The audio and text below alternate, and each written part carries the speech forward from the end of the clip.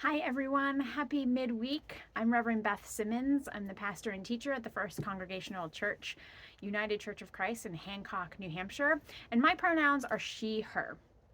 Why am I telling you that today? Well, it's International Pronouns Day, a day when we celebrate the fact that we get to choose what pronouns we use, and it doesn't have to fit what anyone else decides for us.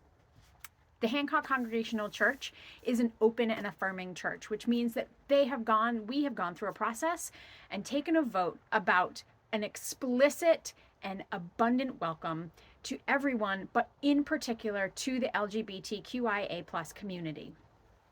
This means that, well, we want to practice really, really being welcome. And being welcoming means that we listen to each other and we listen to those outside our walls to see how best to be welcoming. Now, do we always get it right?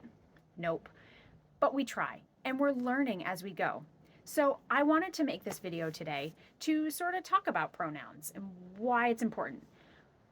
Okay, so traditionally, we think we've been able to look at people and know their gender. But now we're realizing that gender is way more expansive than a binary of he and she, right? Okay, so how do we do that in the English language? Well, we use they. Now, I get it. I was a grammar nerd. Had it drilled into my head that they is not a singular pronoun, except that we actually use it all the time that way. Maybe not in formal speech, but that doesn't mean it can't be adapted. And it's actually a really old tradition. And if you look at some really old literature, they used it too. And there's even more pronouns beyond just he, she, and they. And I would love you to do a little research, find out what they are, find out why people are using them, and then get in the habit of sharing your pronouns. Why? Well, because it allows other people to share their own. Because in casual conversation, you're probably not just going to interject oh, hey, by the way, I use they, them pronouns. Or, hey, by the way, I use he, she, they pronouns.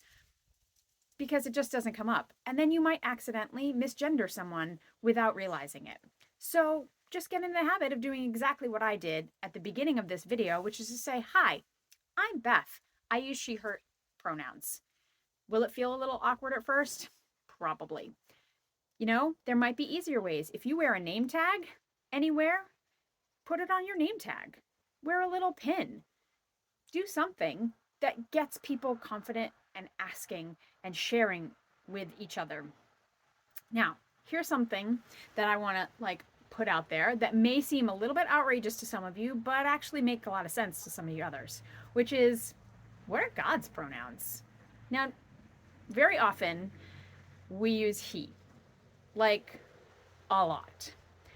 Now, we might know intellectually that God is not male.